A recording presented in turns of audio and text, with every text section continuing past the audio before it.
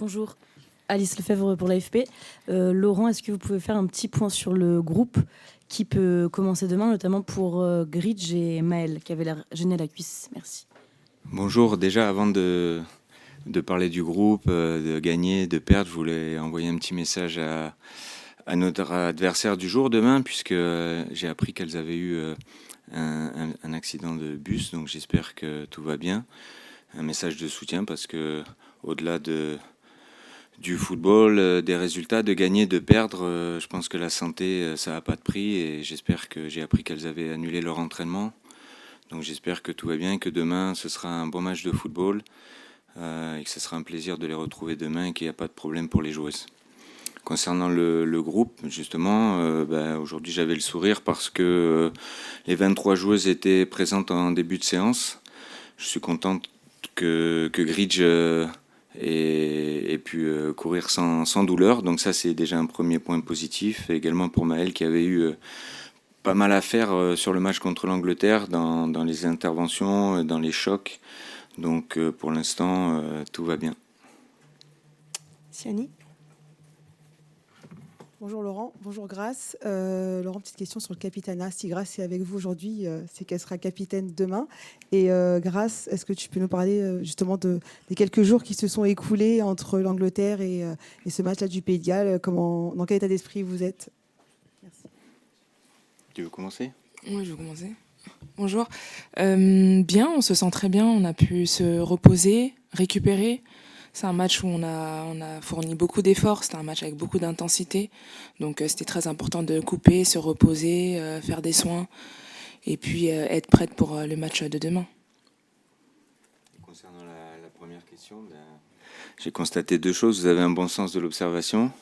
Vous êtes intelligente, donc par rapport à cette réponse, vous avez déjà, je pense, anticipé les choses. Et donc, effectivement, Grace sera capitaine demain. Sacha. Bonjour Sacha pour le groupe EBRA. Grace, ma question elle est pour toi. Tu as célébré ta 100e sélection avec tes coéquipières aujourd'hui ou hier, je ne sais pas, on a vu la vidéo sortie aujourd'hui. Est-ce que tu peux nous parler un peu de ce que représente ce cap pour toi? Et Laurent, est-ce que vous pouvez nous parler de ce que représente le fait d'avoir des joueuses aussi sélectionnées dans l'équipe? Alors oui, c'est vrai que je l'ai célébré un petit peu avec le groupe ce matin. Elle m'avait déjà félicité après le match face à l'Angleterre. C'était important de gagner justement pour pouvoir célébrer cette 100e comme il se doit. Forcément, c'est beaucoup de fierté. Quand je suis arrivée en équipe de France en 2017, j'étais très jeune. Ça passe hyper vite les matchs, les saisons. On les enchaîne tellement que des fois on se rend pas compte. C'est vrai que quand on me dit 100 matchs, c'est énorme. C'est un vrai cap pour moi. J'ai énormément grandi, pris en maturité aussi dans ce groupe. Et aujourd'hui, c'est une chance d'être là encore, de faire partie justement de cette aventure avec cette équipe. Comme je leur ai dit, c'est toujours un plaisir parce que je prends énormément de plaisir sur le terrain. Et oui, c'est une chance et j'essaie vraiment de continuer à évoluer, de continuer à grandir et pour la jeune génération d'être présente et vraiment de montrer toute mon expérience. À votre question, effectivement, c'est important d'avoir dans un groupe un équilibre entre des joueuses qui ont de l'expérience et puis des jeunes joueuses qui doivent apprendre aussi à leur contact et qui doivent bousculer la hiérarchie. Quand on a autant de sélections, je tiens encore à féliciter Grace parce que sans sélection, c'est pas rien. Elle rentre dans le Hall of Fame et c'est aussi une belle reconnaissance au niveau de la fédération, au niveau du football féminin français. Parce que c'est aussi le résultat d'une continuité, d'un professionnalisme, voilà, d'une joueuse qui donne beaucoup à la fois pour son club, mais aussi pour son pays au travers de la sélection. Quand on sait les saisons qu'elles font, les blessures qu'on peut avoir, ça montre une certaine régularité. Et donc, Grace est une joueuse qui a énormément de qualité à la fois sur le terrain, mais aussi en dehors.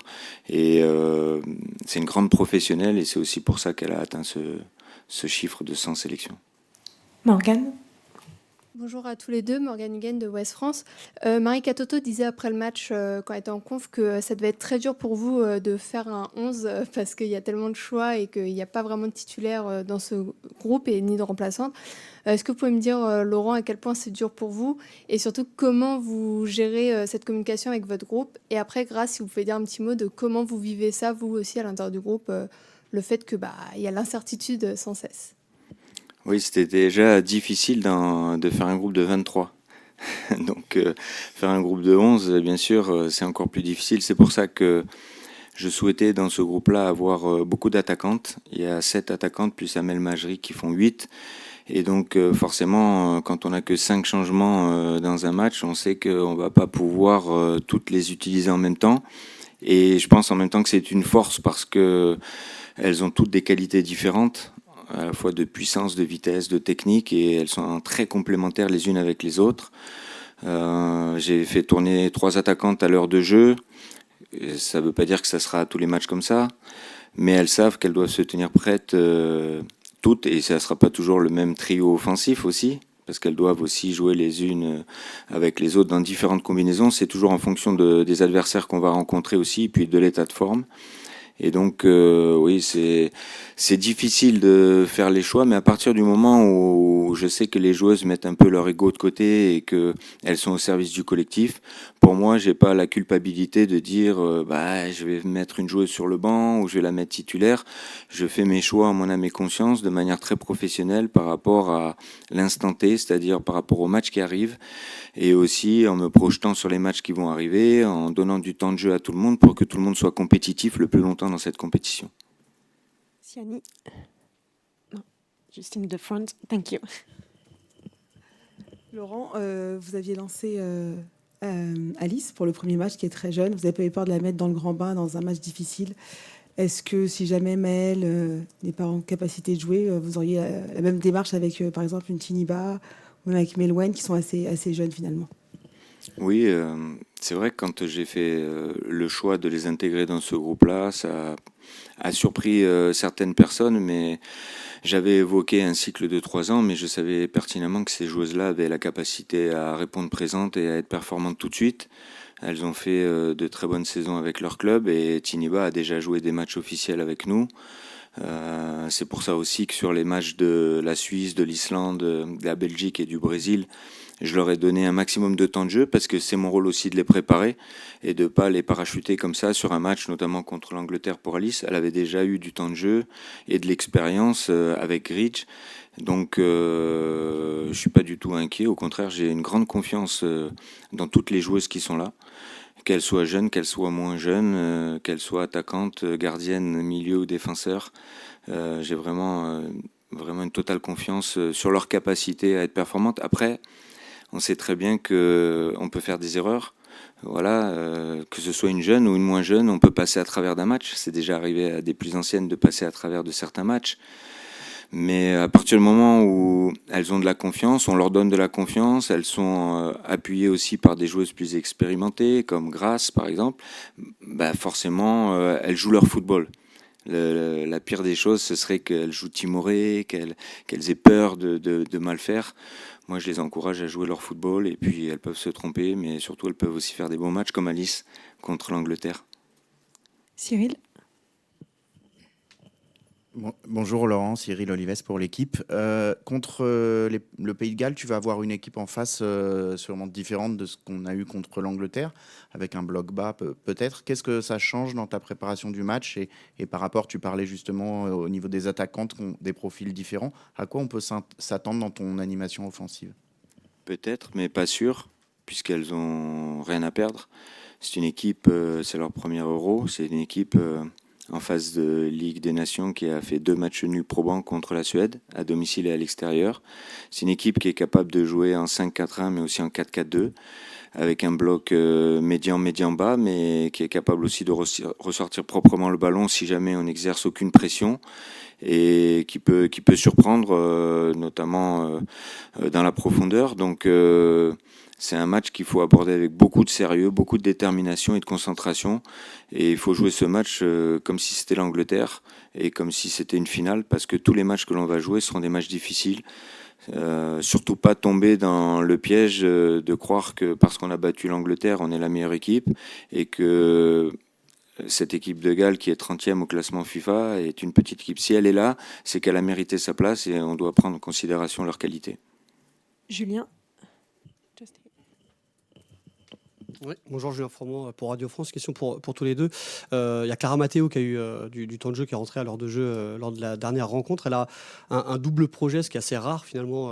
Maintenant, chez les joueuses professionnelles, elle travaille aussi à côté. Quel regard vous portez par rapport à ça, et est-ce que vous le sentez dans le quotidien ou pas? Enfin voilà. Je vais me permettre de répondre avant Grace parce que c'est vrai qu'elle a un double projet, mais elle n'est pas la seule. Et le bon exemple, c'est Grace qui est ici à côté, puisqu'elle a aussi plusieurs projets en parallèle, comme son Gaillot Retour, comme sa bande dessinée, et puis d'autres joueuses qui ont aussi, je pense à Selma Bacha, qui a une association pour des enfants. Voilà, elles ont toutes des activités annexes maintenant qui les occupent et qui leur permet aussi de sortir un petit peu de la pression du football, du quotidien. Je pense que c'est une bonne chose parce que quand on est trop enfermé ou sclérosé dans le football, à un moment donné, si on s'ouvre pas sur l'extérieur, si on s'intéresse pas à d'autres choses, on évolue peut-être moins vite. Je pense que pour bien évoluer dans le football, il faut aussi bien évoluer dans sa vie à côté, et je crois que certaines le font très bien, et peut-être que Grace peut parler de son expérience d'ailleurs. Bah, franchement, tu as tout dit, hein. Non, c'est ça, c'est super important de marquer la différence entre forcément le football et tout ce qu'il y a autour. Oui, on a toutes des projets, c'est vrai qu'il y en a qui en parlent, il y en a qui en parlent un peu moins. Oui, Clara, c'est vrai qu'elle nous en parle souvent aussi. Ça permet aussi de se développer en tant que femme. Forcément, on est des sportifs de haut niveau, mais on est aussi avant tout des femmes. Donc oui, ça permet aussi de s'aérer l'esprit, de faire autre chose que des entraînements et des matchs. Alice. Une question pour Grace. Est-ce que tu peux nous parler de Sakina, qui du coup est l'autre vice-capitaine, et cette saison, elle a changé de position. Elle a un rôle aussi plus important en club et en sélection. Voilà. Est-ce que tu peux nous raconter cette saison qui est peut-être un peu plus particulière pour elle? Oui, Sakina, c'est vrai que elle fait aussi partie des vice-capitaines. On le sait que c'est une très bonne joueuse. Elle a changé de poste, mais ça n'a rien changé en ses qualités. Voilà, c'est une joueuse qui est toujours aussi surprenante, qui est très technique aussi, avec un très bon pied gauche. Donc elle apporte énormément déjà au PSG, mais aussi en équipe de France. Elle a énormément aussi de maturité, avec beaucoup de sélections. Elle a beaucoup d'expérience. On le voit en club ou même ici avec l'équipe nationale. Donc elle prend encore beaucoup plus de place. C'est une cadre. Elle est là aussi comme moi pour les jeunes. Elle est disponible et puis elle continue à évoluer un petit peu comme moi aussi. Anna. Bonjour, Anna Caro pour Flash Score. Une question d'abord pour vous, Laurent. Vous aviez dit avant France-Angleterre que celles qui débuteront contre l'Angleterre ne seront pas forcément celles qui vont débuter contre le Pays de Galles. Est-ce qu'on peut s'attendre à un grand turnover demain? Et une question pour Grace Gueiro. Il y a plusieurs jeunes qui sont rentrés à la fin du match contre l'Angleterre. Qu'est-ce qu'elles apportent dans le groupe, ces jeunes? Est-ce qu'elles apportent de l'insouciance, un peu de challenge aussi du coup à l'entraînement? Voilà, merci beaucoup. Il y aura un turnover demain pour le match parce qu'on joue 3 matchs en 8 jours.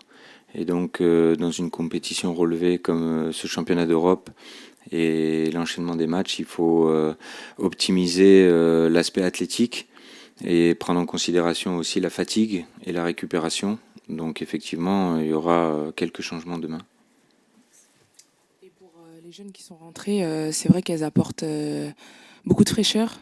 Beaucoup d'insouciance aussi. C'est des jeunes, certes, mais elles ont quand même pas mal d'expérience aussi avec leur club. Donc quand elles rentrent, nous aussi, on est là pour justement les accompagner, les mettre en confiance. Elles ont des qualités, comme le coach il a dit, si elles sont là, c'est qu'elles sont capables de répondre présentes, peu importe l'équipe en face. Donc on a 100% confiance en elles et je pense qu'elles le ressentent. Et c'est pour ça qu'elles nous sortent des prestations comme elles ont pu nous sortir déjà lors des derniers matchs. Jérôme. Oui, bonjour Laurent, bonjour Grace Gueiro.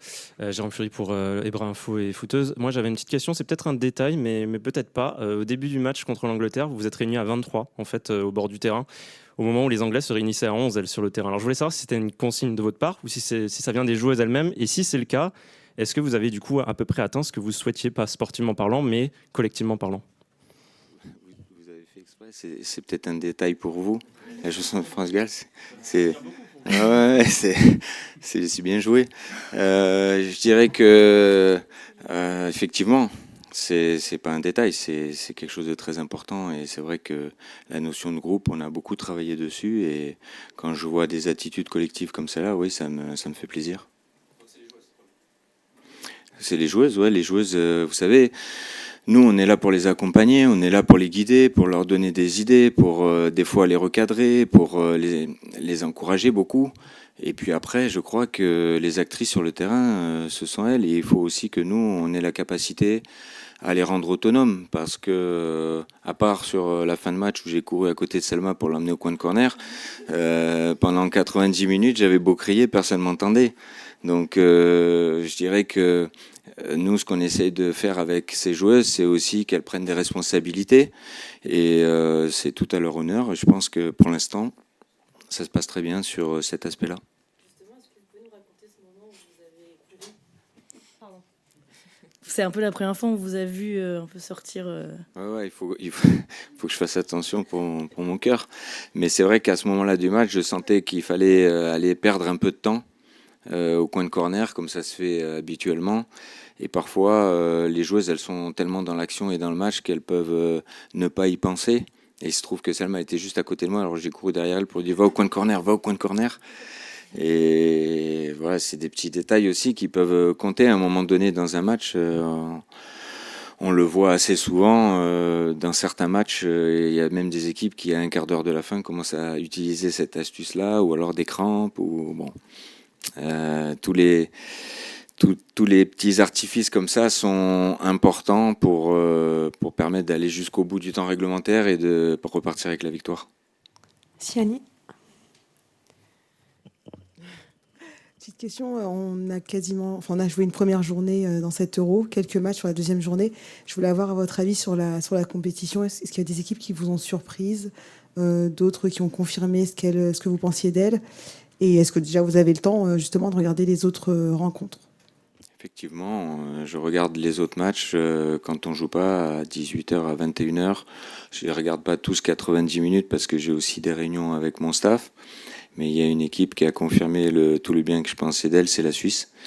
Parce que lorsqu'on les a joués, on avait gagné sur un score assez lourd, mais j'avais dit et depuis très longtemps que c'était une équipe très très jeune, avec 14 joueuses de moins de 25 ans, et une coach très expérimentée qui a beaucoup gagné sur la scène internationale. Donc un bon compromis pour le développement de cette jeune génération. Et on a vu sur le premier match une première mi-temps aboutie contre la Norvège et 2 buts malheureux concédés.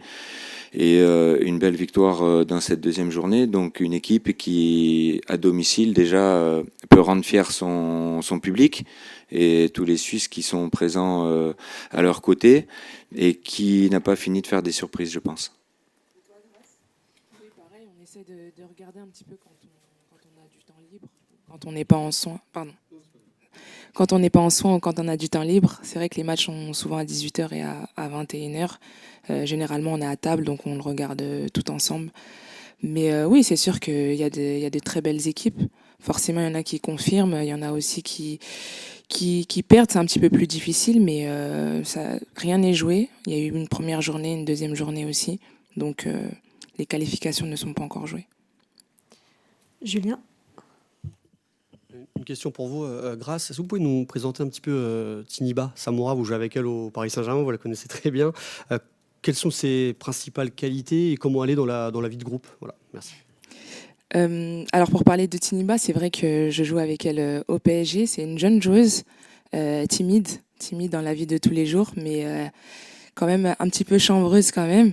Mais c'est vrai que sur le terrain, c'est complètement l'opposé. Voilà, elle n'a pas peur d'y aller, elle a énormément d'impact physique, elle est très grande, elle est très dure aussi, elle est très solide. Donc non, c'est une joueuse qui fait énormément de bien en défense. Elle récupère beaucoup de ballons aussi. Elle est très sereine aussi avec le ballon. Elle est capable de poser le pied sur le ballon et de jouer vraiment avec de l'expérience et beaucoup de maturité. C'est une joueuse qui a envie encore d'apprendre, qui est très à l'écoute aussi. Je sais que moi, justement, je suis un peu derrière elle, justement, sur la communication, parce que quand tu es défenseur central, voilà, tu as cette obligation de donner les informations, et je trouve qu'elle le fait de mieux en mieux. Elle prend aussi en confiance, justement, en jouant des matchs internationaux. Donc, c'est sûr que c'est une joueuse qui va continuer d'apprendre, d'évoluer, mais en tout cas, je suis derrière elle, on est derrière elle. Je sais que le coach aussi compte énormément sur elle et elle le ressent, donc c'est positif pour nous et pour l'équipe. Elle a eu une drôle d'année au PSG, elle a joué à beaucoup de postes, un peu latéral, un peu dans l'axe, elle n'a pas vraiment été fixée, non Oui, mais je pense qu'elle en est capable. C'est une joueuse, comme j'ai dit, qui est technique, qui est à la fois physique aussi. Elle peut jouer latéral, elle a aussi joué 6. Donc non, elle a aussi cette vision de jeu. Elle a, comme j'ai dit, elle a énormément de qualités. Forcément, son poste de prédilection, c'est défenseur central. On sait qu'elle préfère jouer à ce poste-là, mais elle a énormément de capacités et je sais qu'elle a une très grosse marge de progression. Cyril? Laurent, à la fin du match contre l'Angleterre, on a eu des minutes un petit peu irrespirables. Tu parles de Selma. On a vu en quelques instants Selma qui sauve sur la ligne, Alice qui sauve aussi et un tacle destructeur pour finir de Meloen. Est-ce que c'est quelque chose qui montre aussi cette capacité à tenir et à être solide jusqu'au bout, jusque dans la dernière seconde, quelque chose qui est venu aussi au fur et à mesure des mois avec ton staff et comment tu as préparé les joueuses? Oui, on peut le prendre de ce côté-là en se disant que on a tenu et l'équipe et les joueuses ont montré de belles valeurs de solidarité, d'abnégation, de courage et en même temps de se dire qu'on a encore à progresser pour ne pas se retrouver dans ce cas de figure trop souvent et donc d'être en capacité de tuer le match et de peut-être marquer les buts qu'on aurait pu marquer. Après, ça reste des matchs très intenses avec de l'adversité et quand il y a des matchs comme ça avec de l'adversité, c'est bien de réussir à conserver le score et de montrer ses valeurs. Ça montre aussi qu'on est capable, comme ça a été le cas contre le Brésil, parce que contre le Brésil, on est mené 2-0 et ça aurait pu basculer aussi. Et l'équipe ne s'est pas relâchée. Et dans la difficulté, elle a pu montrer à la fois en menant au score sur cette fin de match contre l'Angleterre, mais aussi en étant menée au score contre le Brésil, toutes les capacités pour inverser la tendance et permettre d'obtenir un résultat. C'était un petit peu notre point d'amélioration lorsqu'on a fait nos 4 matchs amicaux en début de saison à l'automne. C'est quelque chose qu'on a réussi à mettre en place sur la phase de Ligue des Nations avec pas mal de clean sheet. Mais effectivement, ça montre aussi qu'il ne faut jamais se relâcher. Jusqu'à la dernière seconde d'un match, il faut toujours rester concentré et pas croire que le résultat est acquis à l'avance. Siani? Question pour tous les deux. Laurent, vous avez dit que le Pays de Galles méritait sa place à l'Euro s'il y était. Quelles sont les forces que vous avez décelées chez cet adversaire? Et Grace, qu'est-ce que tu sais du Pays de Galles? Est-ce que tu as déjà joué contre cette équipe?